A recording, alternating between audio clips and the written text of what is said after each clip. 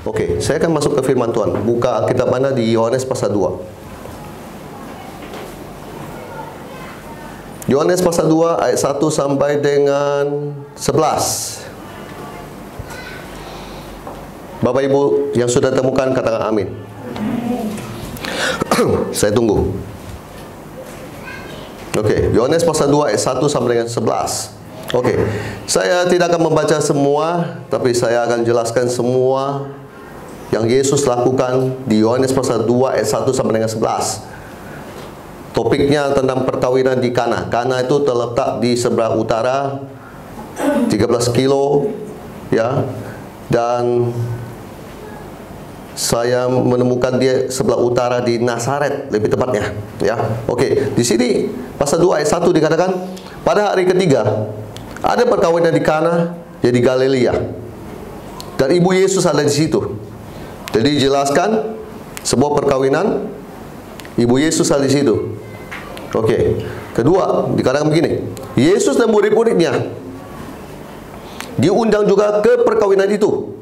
Jadi ada ibu Yesus, ada juga Yesus dan murid-muridnya.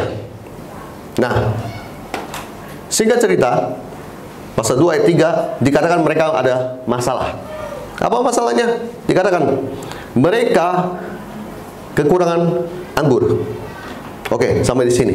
Bapak Ibu terkasih, saya mau kasih tahu Bapak Ibu terkasih, khususnya Anda orang Tongin, kalau Anda masuk ke Kristen, Anda berpikir masuk ke Kristen nggak ada masalah.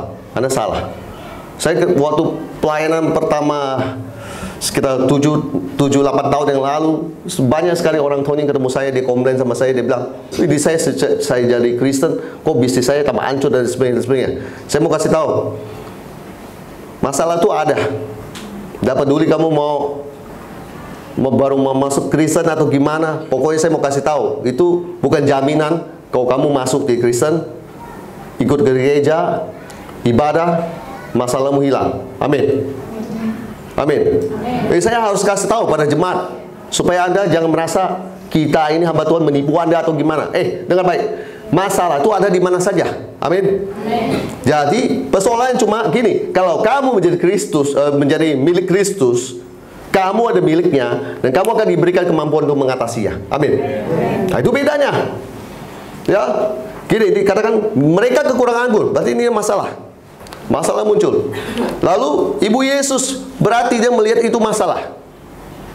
Ya, saya nggak menemukan pemimpin pesta atau siapa yang melihat masalah itu. Nggak ada dicatat di sini. Coba baca kitab Anda. Nggak ada nggak? Ibu Yesus. Berarti ibu Yesus ada orang yang memperhatikan. Lalu, ibu Yesus ada orang yang memperhatikan. Hari-hari ini masihkah ada orang punya hati untuk memperhatikan sesama? Hah? Banyak kan cuma peduli diri sendiri. Kita diajar oleh Tuhan, kita harus punya hati untuk memperhatikan sesama. Amin. Oke. Karena dia memperhatikan, di sini dikatakan gini. Berkata kepadanya, niatnya besar. Berarti ibu Yesus ngomong sama Tuhan Yesus.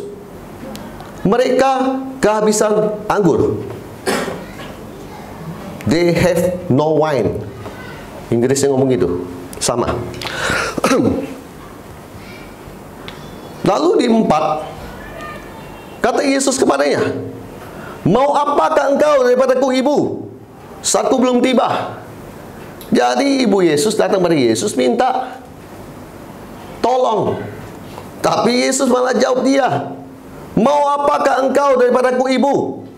Saatku belum tiba." Berarti Yesus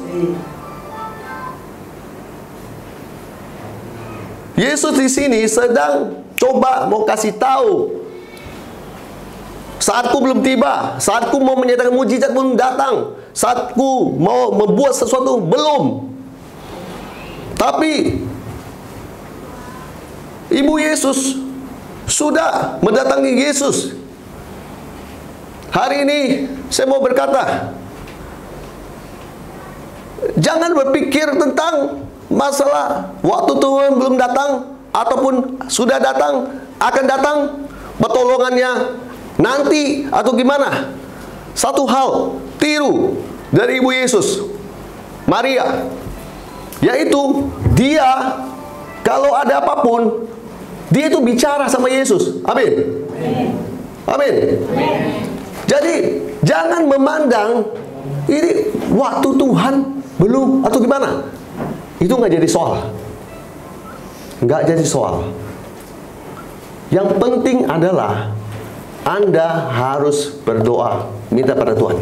Yes, amin. Yang tangkap katakan amin. Oh, setidaknya saya pagi ini merasa feedback dari jemaat lebih baik daripada kemarin. Sebab saya ini kebiasaan khotbah. Saya suka memperhatikan orang, dan saya mau pastikan kalau saya khotbah sampaikan firman, saya tidak tabur di tanah berbatu, ataupun saya tabur mereka main handphone, burung ambil itu firman, pulang mereka makanya nggak pernah berubah. Ya, gini,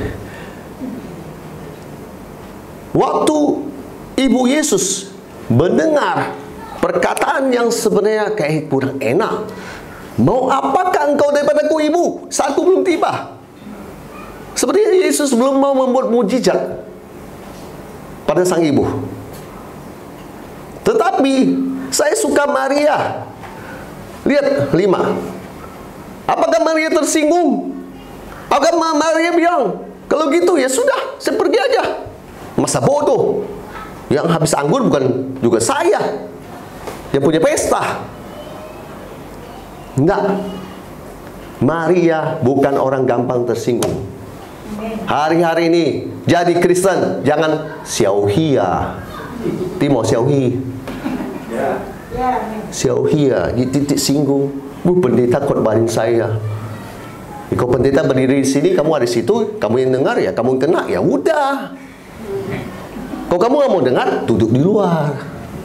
Tang toa, ya kan? Santai aja. Ibu Yesus, Maria ini adalah tipikal orang yang punya iman. Dari mana saya tahu? Waktu Yesus jawab dia begitu, dia nggak menyerah. Pasal 2 ayat 5 dikatakan, tapi Ibu Yesus berkata kepada pelayan-pelayan. Kenapa dia ngomong-ngomong sama pelayan? Karena dia punya iman bahwa Yesus akan berbuat sesuatu. Amin. Karena yakin bahwa Yesus akan berbuat sesuatu sebentar lagi. Dia sangat yakin. Walaupun Yesus jawab dia begitu, itu tidak membuat imannya down. Tapi dia punya pengharapan bahwa Yesus akan melakukan sesuatu. Makanya dia berkata begini, apa yang dikatakan kepadamu, buatlah itu. Dia sudah memotivasi pelayan. Dia sudah kasih ultimatum atau kasih sebuah pesan, supaya kalau Yesus suruh kamu lakukan sesuatu, kamu perbuat. Hari-hari ini saya banyak melihat orang cuma pintar berdoa, tapi dia nggak bisa mendengar suara Tuhan. Mungkin Tuhan berbicara, tapi dia nggak bisa mendengar. Mungkin dia mendengar, tapi dia nggak berani melangkah. Itulah persoalannya. Makanya gagal. Kamu mau berhasil, kamu harus bisa berdoa dan kamu mendengar suara Tuhan dan kamu berani melangkah. Itu kuncinya. Banyak orang pintar berpuasa, berdoa, dengan suara Tuhan nggak bisa. Kenapa nggak bisa? Setiap hari dihabiskan dengan masalah dunia. Gimana ya? Setiap hari luyu. Mana ya? Bukan kita nggak boleh cari uang, Bapak Ibu terkasih, aku Aceh. Kita butuh uang, tapi kita ini fokusnya harus cari Tuhan dulu. Kerja urusan nomor kesekian. Prioritasnya jangan diubah-ubah. Lihatlah kenapa orang nggak mau beribadah. Antuseo. Ngerti? Nggak ngerti Pak Pendeta? Saya terjemahkan bahasa Indonesianya. Enghan itu sibuk wah. Kalau orang kek kan ada wahnya. Sip for wah, ada wahnya. Saya diprotes sama orang Bangka, istri saya. Kenapa kalian orang Kalimantan suka pakai wa? Saya bilang memang dari zaman nenek moyang udah begitu. Bisa tanya sama saya.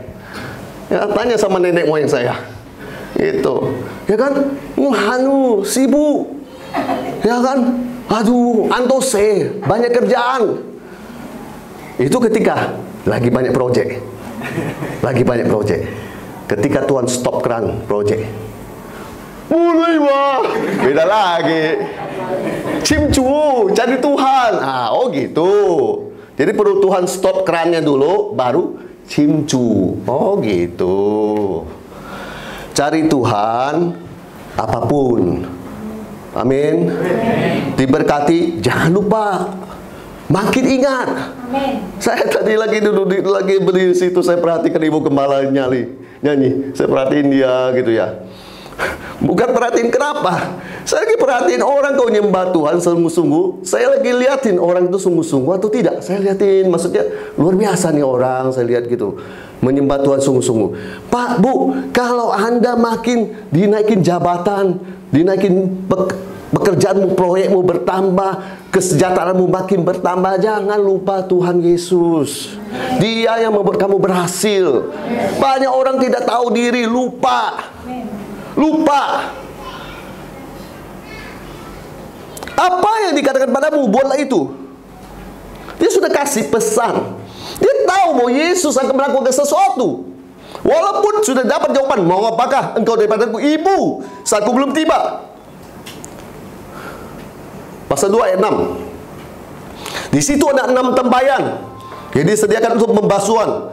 Menurut adat orang Yahudi, masing-masing isinya 2-3 buyung. Di sini dijelaskan 6 tempayan buat basuh kaki orang Yahudi. Isinya 2-3 buyung. Nah, dijelaskan begitu. Lalu nggak dijelaskan gimana lagi, tiba-tiba loncat langsung dituju. Yesus memberikan perintah. Dia bilang gini, Yesus berkata pada pelayan-pelayan itu, isilah tempayan-tempayan itu penuh dengan air. Ternyata benar, Yesus gak lama-lama bertindak. Yesus segera bertindak pada orang yang berdoa, pada orang yang berharap, pada orang yang punya iman. Gak lama dia bertindak. Dia ngomong gini, isilah tempayan-tempayan itu penuh dengan air. Tadi kan saya sudah ngomong, bukan cuma Anda berdoa saja Pak Bu, ada yang Tuhan mau minta Anda kerjakan. Makanya Anda harus bisa mendengar suara Tuhan. Yesus pesan sama pelayan diisi air. Tempayan itu penuh dengan air. Jadi ada 6 tempayan disuruh isi. Yang namanya pelayan. Pelayan bekerja berdasarkan perintah. Halo. Pelayan bekerja berdasarkan perintah. Mana anak buah kalau disuruh sama bos, kau pergi ke sana, antar di barang. Dia bilang, nggak mau. Coba pikirkan perkataan saya. Kalau Bapak menyuruh kamu, punyakah kamu hati seorang pelayan? Disuruh Tuhan, lakukan ini, lakukan. Jangan bertanya apa dulu. Jangan berpikir dengan logikamu, nggak bakal nyambung. Tuhan dan Anda manusia, langit dan bumi nggak akan nyambung. Nggak akan nyambung. Sorry ya, nggak akan nyambung. Nggak akan nyambung, saya mau bilang. Dan sesudah isi, itu perintah yang gampang. Pelayan bekerja berdasarkan perintah. Dan saya suka orang model iman begini. Dia bergerak berdasarkan perintah. Tuhan suruh isi air, dia isi air. Dan dikatakan gini, dan mereka pun mengisinya sampai penuh. Coba sekarang kalau mereka mengisinya setengah. Hasil akhirnya apa? Anggurnya dia dapat setengah. 6 tempayan, setengah. Benar kan? Ada orang kayak gitu? Ada Pak. Tuhan suruh kerjakan apa? Dikerjain setengah. Nah, Tuhan mau. Kamu kalau Tuhan kasih perintah, lakukan full. Seperti yang Tuhan mau. Seperti yang Tuhan kasih perintah. Diisi penuh dengan air. Dan di 8, ini perintah agak sulit. Tadi kan gampang. Isi, Semua orang bisa melakukan. Mungkin ada yang menolak, tapi ini pelayan taat. 8, Yesus ngomong yang lebih sulit lagi. Apa? Sekarang cedok. Wow. Dan bawa kepada pemimpin pesta. Masalah Pak Bu, air biasa cedok kasih ke pemimpin pesta. Mungkin air ledeng atau air apa. Coba bayangin, bawa ke pemimpin pesta. Kira-kira pemimpin pesta kalau minum, disembur ke muka orang itu. Marah. Apa maksudnya nih kasih saya air ledeng? Tapi saya sukanya pelayan tetap pada taat. Tidak pernah memberontak. Tidak pernah melawan. Apalagi mohon maaf berdebat. Kalau Anda mau terima mujizat, jangan suka berdebat. Jangan suka melawan Tuhan. Pak, sudah saya bilang, pikiranmu dan Tuhan tuh gak bakal nyambung. Lihat video tadi. Bapak Ibu berpikir itu satu gereja. Itu banyak gereja. Satu gereja ada 2 yang disembuhkan. Jadi saya kumpul, dapatlah video satu itu. Rata-rata yang sakitnya itu ada 2 tahun asap urat. Ada yang sakit kesurupan di tengah jalan, lagi jalan 8 tahun bisa pingsan di tengah jalan. Pendeta sudah berdoa buat mereka. Dukun pun sudah turun tangan. Hanya Yesus bisa membebaskan mereka. Cuma ngomong gitu. Bapak Ibu tahu, kalau Tuhan mau Anda melakukan sesuatu, Dia mau Anda punya satu sikap penundukan diri, taat. Kau mau terima mujizat Tuhan? Emang cuma duduk berdoa gampang gitu? Enggak, Tuhan mau lihat imanmu. Tuhan mau lihat kamu percaya Dia sampai di mana. Kamu berdoa buat keuanganmu kan? Ya udah, Tuhan mau lihat kamu percaya sampai di mana. Sampai semua sudah habis. Ayo, Tuhan masih mau menanti kamu percaya sampai di mana. Kau berdoa buat kesembuhanmu, dokter dan sebagainya, kamu sudah pergi. KKR dan sebagainya, kamu sudah hadir. Dan ada KKR lagi, mungkin hari ini kau bilang sama orang lain, terlalu banyak KKR yang sudah saya pergi, yang kali ini saya nggak mau pergi lagi. Itu kamu nggak beriman. Dengan baik, kamu nggak punya iman. Ada satu ibu, saya ada videonya, cuma saya nggak mau tayang. Mandu 8 bulan, 8 tahun. 8 tahun dokter vonis dia nggak punya anak. Suatu hari lagi hujan, gerimis, dia punya alasan untuk dia tidak datang. Dan dia kepahitan sama Tuhan, orang Dayak. Tetapi nggak tahu kenapa tuh hari orang tuh berpikir yang lain. Dia mau datang. Di antara sekitar 60 orang di situ, habis selesai ibadah, tiba-tiba saya bilang, ibu kamu yang pakai baju merah, kamu berdiri. Coba bayangkan, dari 60 orang, jari saya bisa menunjuk dia. Berarti Tuhan kan tahu siapa dia. Makanya jari ini tidak salah tunjuk dia. Karena Tuhan yang mengarahkan jari itu tunjuk dia.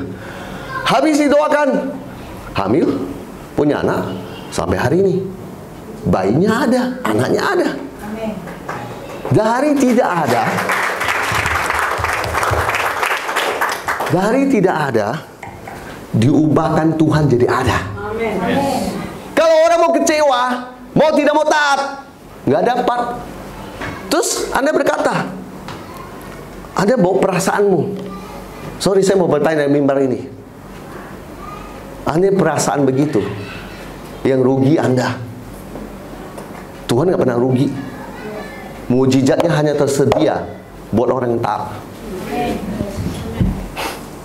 Isi air. Sudah Tuhan, sudah. Sekarang step yang berikutnya, cedok, tetap taat. Kau taat cuma satu, percuma. Yang kedua kamu nggak lolos. Cedok, bawa kepada pemimpin pesta. Saya suka ini iman orang pelayan ini, dia masa bodoh, dia nggak mikir, dia nggak pusing. Pokoknya apapun perintah Yesus saya terima, aminkan. Lalu dari mana saya tahu? Nih lihat, lalu mereka pun membawanya. Bukti bahwa dia tidak melawan perintah Yesus dan tetap taat. Dia masa bodoh, dia cedok, dia bawa aja. Padahal kan dia lihat sendiri, itu air ledeng, air mentah. Ngapain cedok bawa? Masalah besar.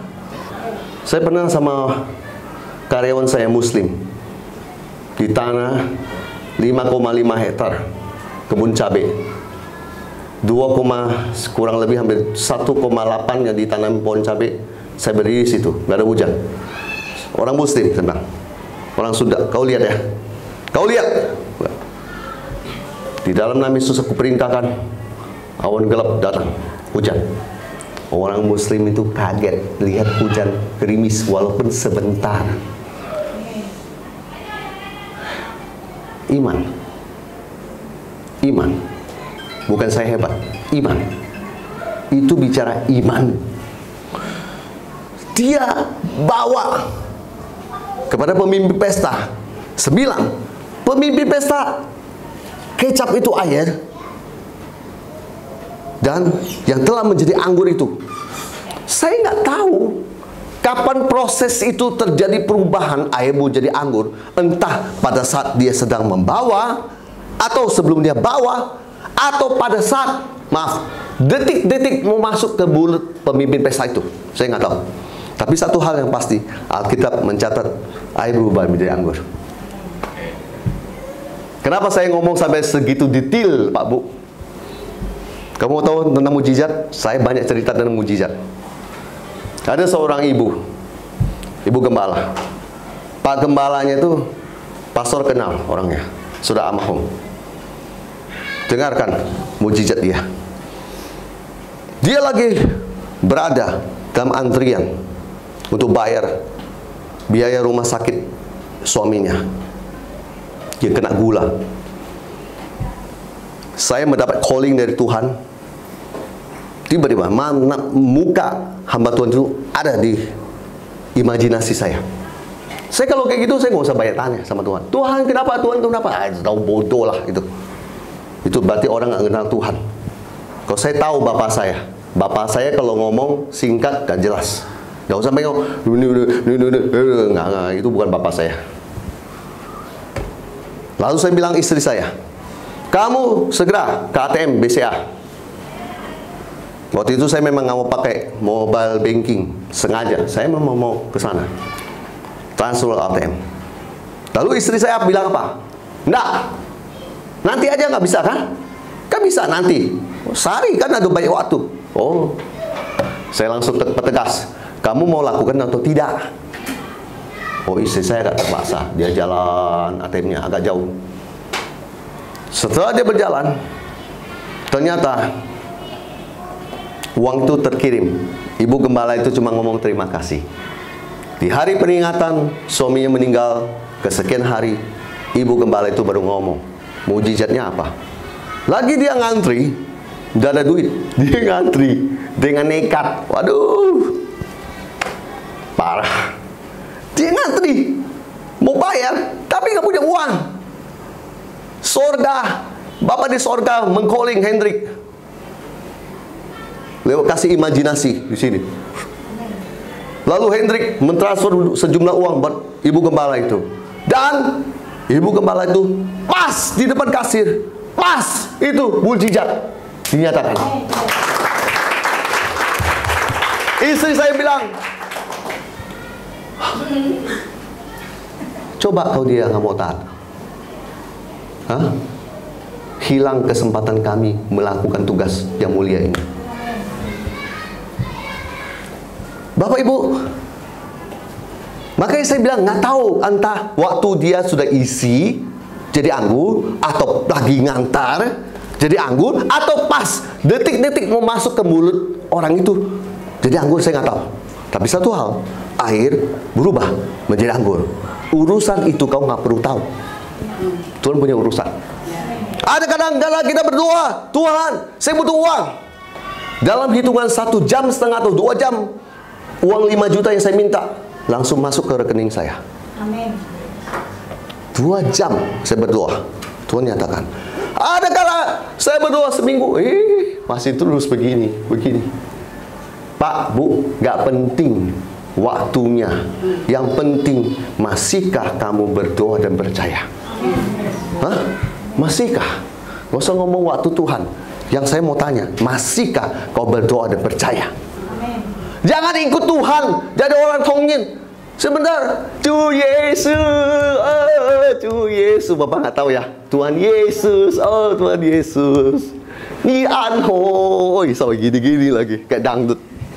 Kira lagi masalah debt collector pada datang semua, diam tuh, nggak ada tuh Yesusnya lagi. Paling gini, nunduk-nunduk. Aku tak sanggup lagi. Rubah lagunya. Jangan begitu. Tetap berdoa dan percaya. Nah, habis itu kan pemimpin pesta mengecap air yang telah menjadi anggur. Dan ia tidak tahu dari mana datangnya. Tetapi pelayan-pelayan mencedok air itu mengetahuinya. Ia memanggil mempelai laki-laki dan berkata kepadanya, ini pemimpin pesta yang ngomong, setiap orang menghidangkan anggur yang baik dahulu, dan sesudah orang puas minum, barulah yang kurang baik. Dengar baik. Akan tetapi engkau menyimpan anggur yang baik sampai sekarang. Dari sini saya mau bertanya, Bapak Ibu, Anda percaya nggak kalau Yesus sediakan buat air jadi anggur, nggak standarnya sama dengan anggur yang disediakan, tetapi standarnya di atas. Percaya nggak Anda kalau Tuhan bisa buat mukjizat dalam hidupmu, standarnya melebihi yang kau pikirkan. Kau minta maaf sepeda motor harga 12 juta, tapi Tuhan bisa sediakan buat kamu 16 juta.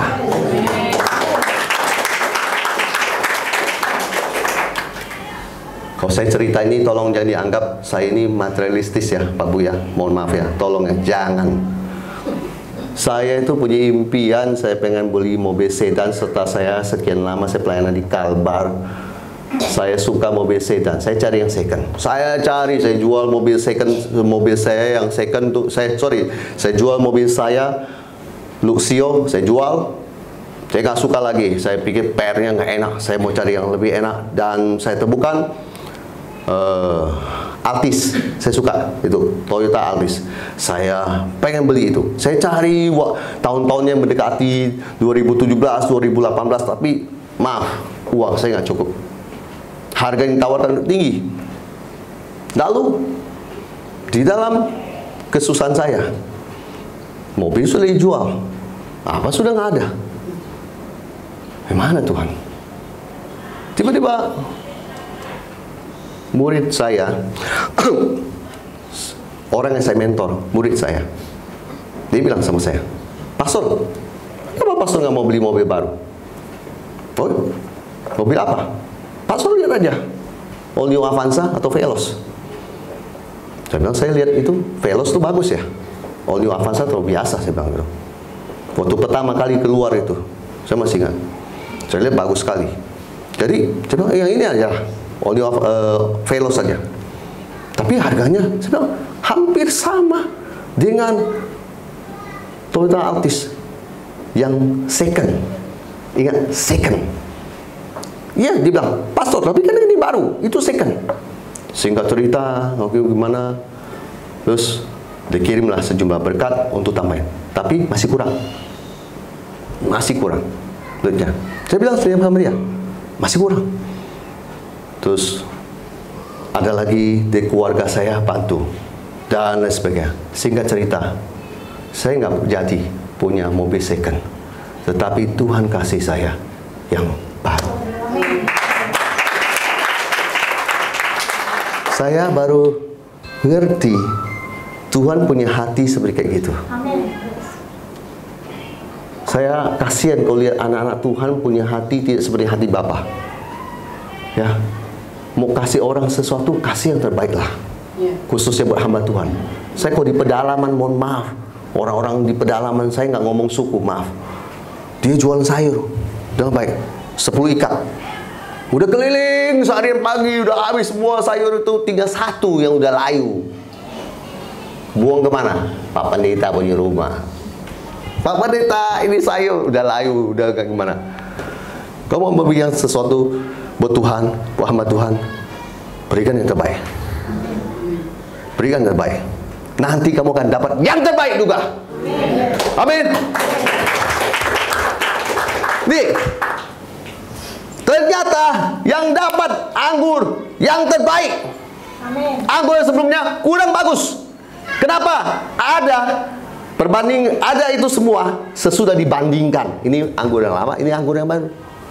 Yesus tidak pernah membuat mujizat yang sama dengan anggur yang sama, yang tua. Tapi dia buat anggur yang lebih baik rasanya daripada yang sebelumnya. Membuktikan kalau Tuhan berkarya, Tuhan bekerja. Tunggu dulu, yang terbaik dia sediakan buat kamu. Kalau kamu percaya itu, kamu terima. Matius 9:29. Kamu percaya apa? Jadilah kepadamu sesuai imanmu. Terakhir. Hal itu dibuat Yesus di Kana yang di Galilea sebagai yang pertama dari tanda-tandanya, dan dengan itu ia telah menyatakan kemuliaannya dan murid-muridnya percaya kepadanya. Lihat ini. Hal itu dibuat Yesus di Kana yang di Galilea sebagai yang pertama. Saya sedang memikirkan, Yesus buat mujizat. Pertama-tama dia buat di mana? Di pesta perkawinan. Berarti Yesus tidak buat mujizat menyembuhkan orang buta dulu. Membuat orang lumpuh sembuh, berjalan. Membangkitkan orang mati, tidak. Tapi Yesus membuat ini, dicatat di kitab Injil Yohanes, bahwa dia sangat peduli dengan perkawinan, pernikahan, keluarga. Yesus setuju, kata amin. Yesus mau keluargamu baik, perkawinanmu baik, pernikahanmu oke, diberkati. Kalau hari-hari ini perkawinan, pernikahanmu, keluargamu bermasalah, datang sama Yesus. Hanya Yesus yang bisa memulihkan Anda. Bukan datang ke pengadilan. Saya banyak melihat orang salah, ya, datang pada Yesus, ya. Dan yang terakhir saya ngomong gini, di Inggris saya Kim James saya ngomong gini, this beginning of miracle did Jesus in Cana of Galilee. Sama terjemahannya, tapi saya lebih suka menerjemahkan begini. Ini adalah awal dari mujizat yang Yesus lakukan. Saya tutup. Hari ini kalau Yesus bikin mujizat di perkawinan Kana, apakah kamu nggak yakin bahwa Yesus yang sama mampu melakukan mujizat yang berikutnya buat kamu? Ini cuma beginning, Pak. Ini cuma awal. Ini cuma permulaan. Masih ada lagi mujizat-mujizat yang menyusul hidupmu. Saya selalu bangun pagi dengan percaya pada Tuhan. Kemarin Tuhan tolong, hari juga Tuhan tolong, lusa juga Tuhan tolong. Jadi singkirkan semua keputusasaan dalam hidupmu. Singkirkan semua rasa pesimis dalam hidupmu. Alkitab sudah mencatat, this is beginning. Ini adalah awal. Ini adalah permulaan. Dengan baik, semua jemaat ada di sini, lihat saya. Ini cuma permulaan. Yesus masih bisa melakukan lagi mujizat dalam hidupmu. Tergantung berapa kamu percaya sama Dia. Ada masalah, ada masalah, bukan berarti kamu harus berhenti di situ. Buat saya, masalah adalah tempat saya mempraktikkan iman saya. Kamu nggak ada masalah, kamu nggak akan bisa. Kamu nggak akan naik next level. Kamu nggak akan naik level lebih tinggi. Masalah itu bagus buat kamu melatih imanmu dan percaya sama Tuhan. Apakah kamu masih percaya? Apakah kamu masih yakin? Apakah kamu rindu manifestasikan kuasa Tuhan? Kuasa Tuhan kau selama ini cuma kamu simpan. Kamu simpan di dalam Alkitab ini. Gak ada gunanya. Gak ada gunanya.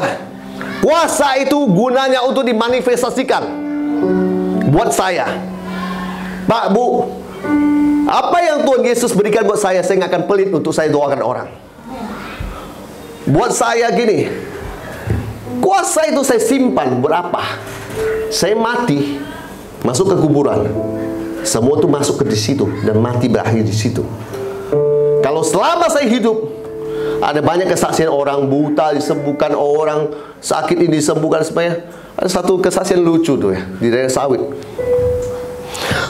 Percaya nggak percaya? Di daerah Sanggauledo ke sana lagi, jauh masuk ke dalam. Seorang ibu-ibu, teruskan apa Pak kok? Seorang ibu-ibu kena racun rumput, tangannya hitam, mukanya kena juga. Dia datang ke depan. Orang kampung namanya nggak punya uang. Dia mau minta apa? Kesembuhan. Saya bilang, ibu mau disembuhkan? Oke. Saya berdoa buat dia. Saya siram aqua di tangan dia. Habis saya siram, saya doakan.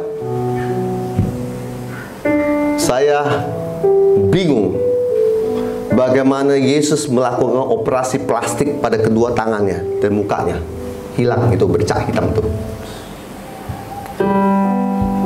Tidak masuk akal. Pendidikan S3 teologi yang tidak akan mampu bisa pecahkan itu.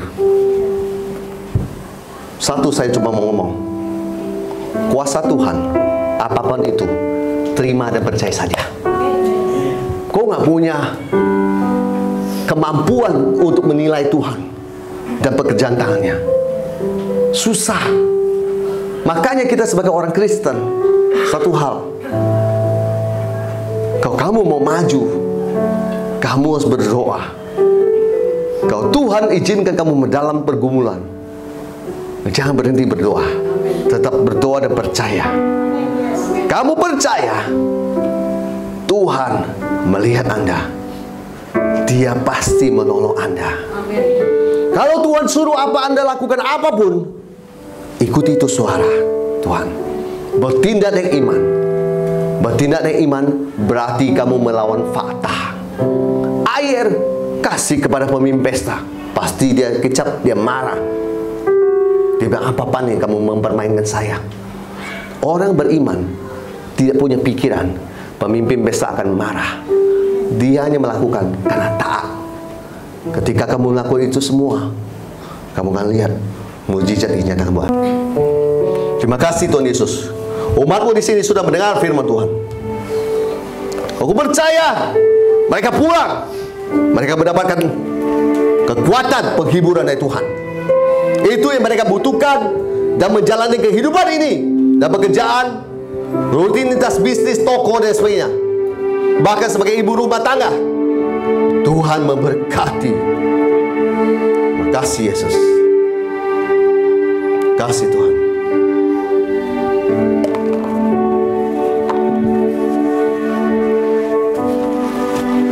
Saya mendengar suara Tuhan di telinga saya. Ada ibu-ibu yang perlu didoakan. Siapa Anda orangnya? Maju ke depan. Ini saatnya. Kalau Anda butuh didoakan, Anda maju ke depan.